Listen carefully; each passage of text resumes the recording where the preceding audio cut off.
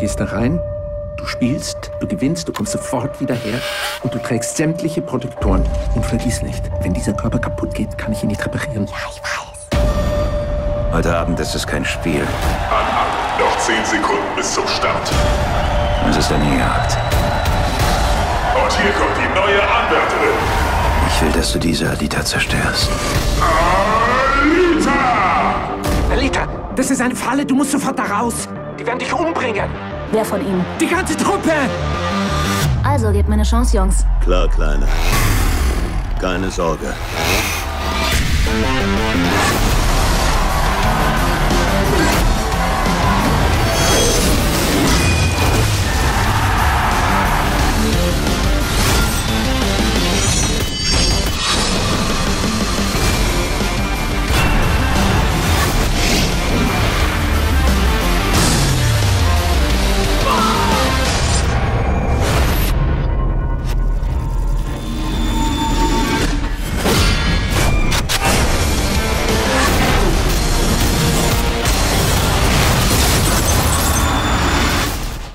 Robert, I honestly have to say that I hate you a little bit because I just got to see 30 minutes of Alita instead of the whole movie. Oh, no. I wish we could see it more too, but we're not quite done yet, almost done.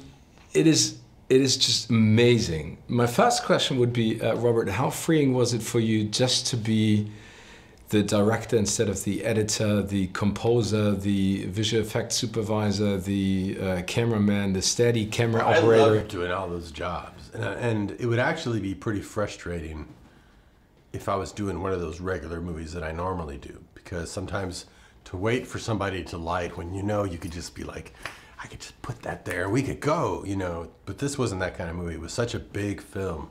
So many moving parts.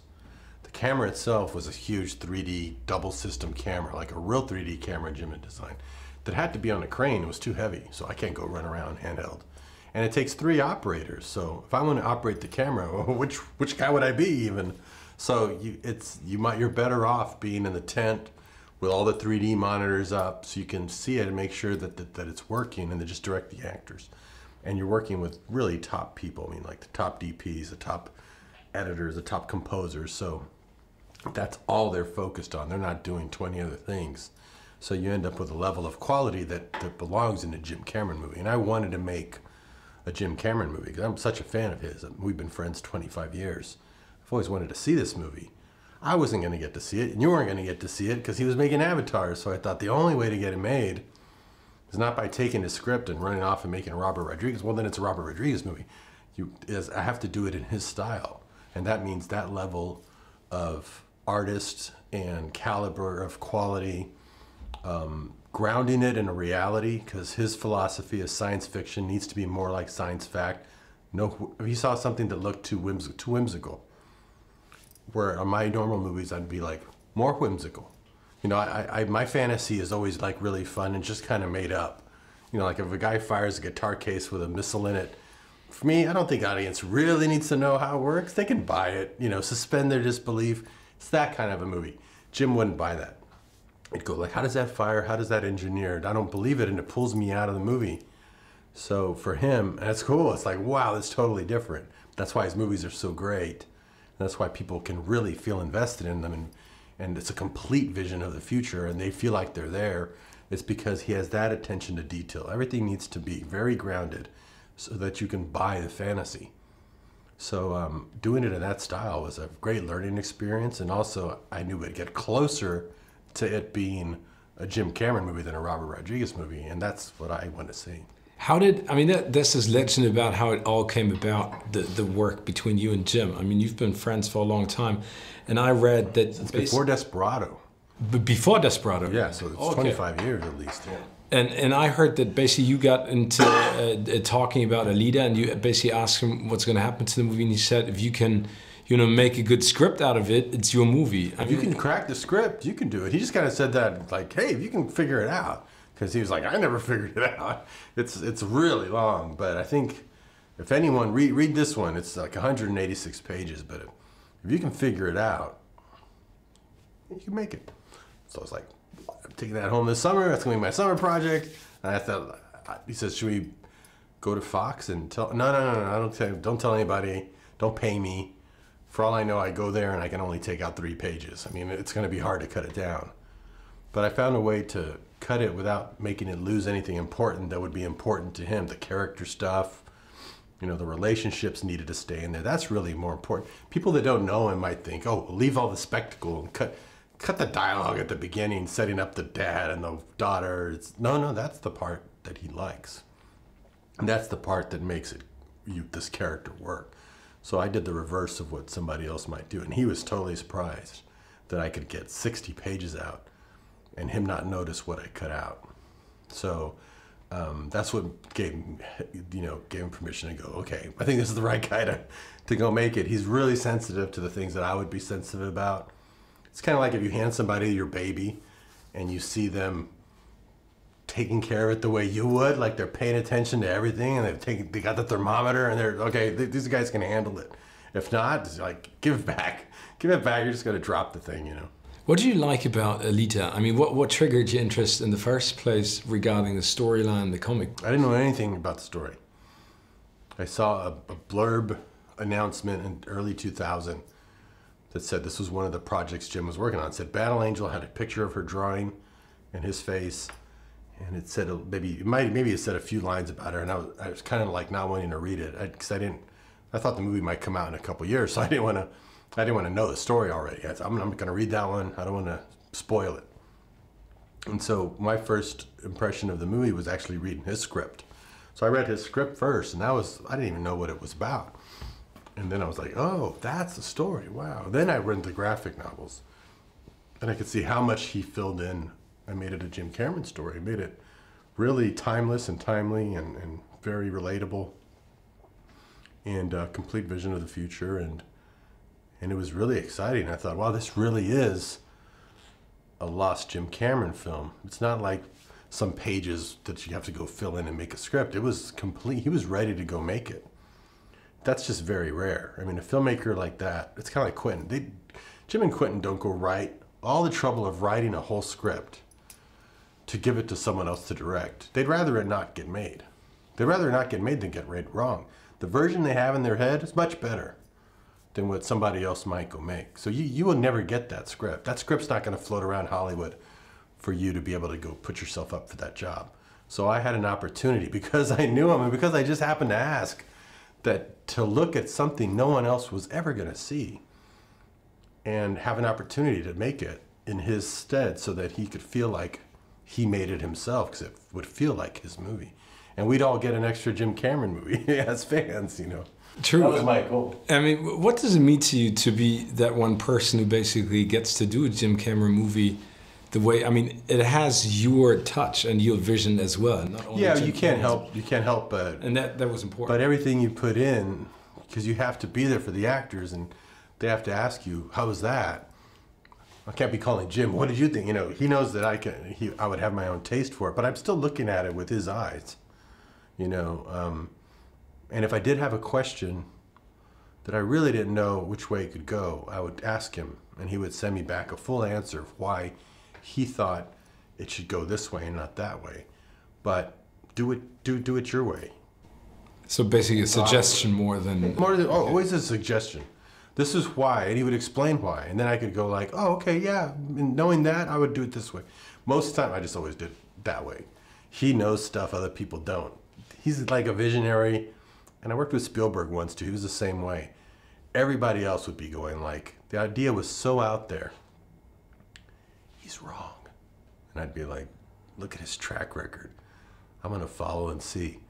And then you go around the corner. Sure enough, he could see around the corner. You can't. None of us else can. Jim's like that. Just trust in Jim, and you'll get there.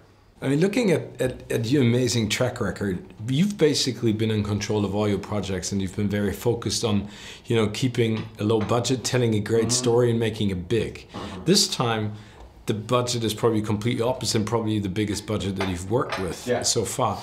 Was it freeing? Was it sometimes a little scary? I'm very lucky, man. I'm very lucky. The reason I always stuck with the smaller budgets is because after Mariachi, I knew no one even believed it was a $7,000 movie. So I thought, I'm just going to take a budget and 10x it, you know? Using those techniques and doing every job, you save a tremendous amount of money. The movie will always look much bigger than it cost, which means I can sell a studio a really big looking movie, like a magic trick. But the budget is so low, they'll just be like, yeah, you can cast that person, and yeah, you can make it black and white and all effects on a green screen, because they're gonna make their money back anyway. Even if it bombs, they'll make their money back. It's like a win-win situation. I liked that freedom, and I knew if I did a big studio film, the bigger the budget, the more they're gonna be all over me about casting or how it's gonna end or what it's gonna be like. So I stayed away from them. But this one was different because Jim has much more clout than anybody else. His say is even stronger than the studio. So you're not really making it for a studio, you're making it for Lightstorm, which is Jim and John, and the studio is distributing it. They can make suggestions, but at the end of the day, Jim and John go, no, we're not doing it that way. So I have like a Terminator with me to protect me and let me have all the fun in the world. So this was as fun and as free as my other movies. So I never would have gotten that experience if those guys weren't there. It'd be a whole other conversation. It'd be like, we're not gonna make her CG. That's too much money. We're not gonna make her eyes big. That might be too weird. We're not gonna take any of the chances that make these things work. We don't want to take the risk. And Jim is all about that. He's not interested, and he won't even roll out of bed unless he's breaking new ground that day. If he's not innovating something new, why waste his time? Do a sequel to Avatar. Why? Do 3 sequels. Now that'll get me out of bed. You know, that's Jim. He's got to be like always cutting edge, pushing it really far, inventing new technologies. That's just the bar he's set for himself. And so you want to hang with somebody like that, because you'll get some of that off of him if you hang out with him long enough. It pushes you and gives you new ideas. Oh, totally. It gives you way new ideas on how to build a story from the ground up that's a saga. Even if it's not a saga, it feels like a saga that can affect people all around the world.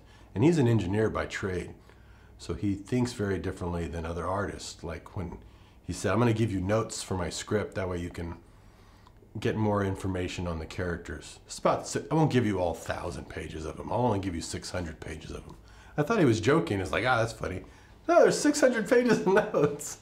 And they're not like my notes where it's like on a piece of scrap paper with little scribbles. It was so organized, like an engineer would organize it. Here's 30 pages just on Ito. Here's 30 pages just on what it means to be a cyborg. Here's 30 pages on just what the city, how it works. You know, like that's how he works. So imagine he's an engineer, so he could engineer anything. He can engineer a submarine that can go break the world record in diving, which he did. It's on his desk. And he can engineer a movie to affect people all around the world, because he knows exactly what to put in there to make people go, this is an amazing story. You know, it has an engineer quality, very analytical. I'm very whimsical and very instinctual as an artist. He's very analytical and analyzes it, and creative, so that's what makes him unstoppable. He's got that engineer mind, but he's also an artist. So he can engineer something that can be creative. It's like, forget it. Those are the guys that end up ruling the world. So to be around them and learn some of that, it's not natural to me. That analytical side was really interesting. Even if I get a little bit of that, you know, I knew I would learn a lot. And you have to learn enough to apply it to the movie, otherwise it won't feel like him. Would you say that this experience, I mean, the meeting George Lucas has changed your outlook on how to make movies in a big way? I mean, you're friends with Quentin Tarantino, now you're doing a Jim Cameron movie together with him, but in your style. Would you say that this experience has changed your way of looking at future projects? Absolutely. Now, I don't know if I can apply it. I mean, I've been mentored and taught by some of the greatest people.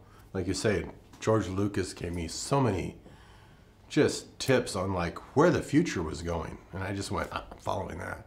Working with Spielberg for a while, working with Quentin, working with Frank Miller, working with Jim. I should be the best filmmaker in the world by now.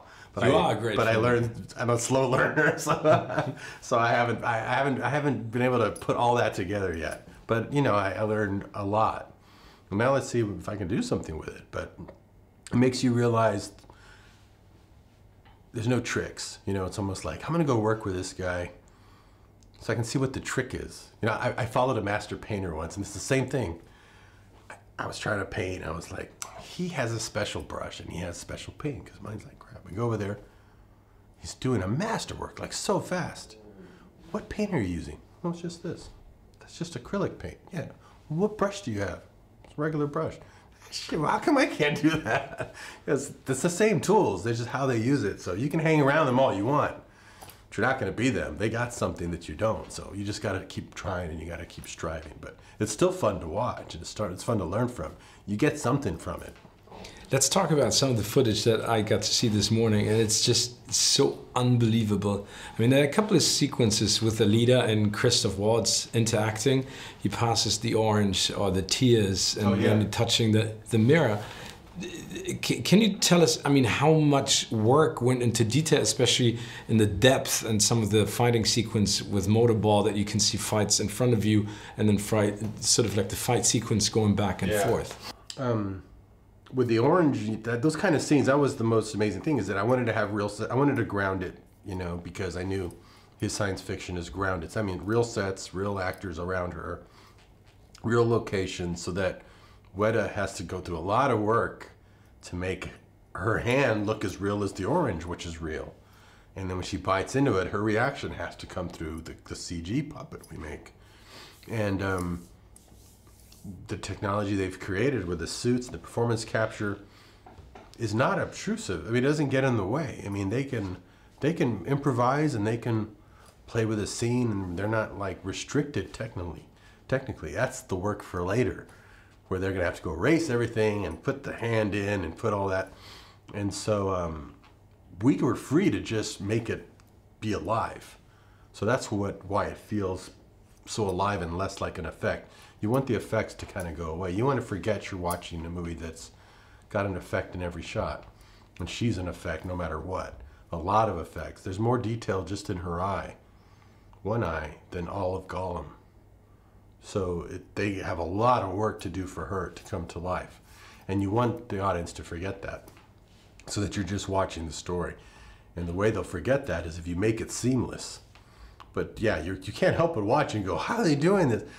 And believe me, when you see the whole movie, the cumulative effect of her in every scene, right to the end when you're seeing her in this huge emotional close-up, she's more human than human. It's astounding. It's a stunning, you know, film like that. I even asked Jim what he thought, because he was going to do this in 2005. They didn't have the technology back then. And he just went, it's a stunning film. He just can't believe it either. He didn't know she'd get to ever see her like this fully realized. You know, we thought we could get somewhat close to photoreal, but I had a line that I kept in there. That was going to be my safety net. Sometimes as a filmmaker, you just don't know. I mean, this is so cutting edge. I need a safety net. So the safety net line that was always in the script, but I made sure I kept it, just in case she didn't look real enough. She says, does it bother you that I'm not completely human? But it works in a different way now, because now she looks more human than human. So his line is actually, you're the most human person I know. And she is. She's like so emotive. She feels more human than a lot of the other characters that have no life in their eyes, because they're just dead, you know, people. They're dead characters. They're bad and they're evil, and the city's broken them down. And she's just very innocent and very lovely and very strong and very bright. It's amazing. Robert, I can't wait to see the whole movie. Thank you so much. Thanks. This is really, really cool. Enjoy. I will see you tonight at the Thanks. screening. Thank you so much. Appreciate it.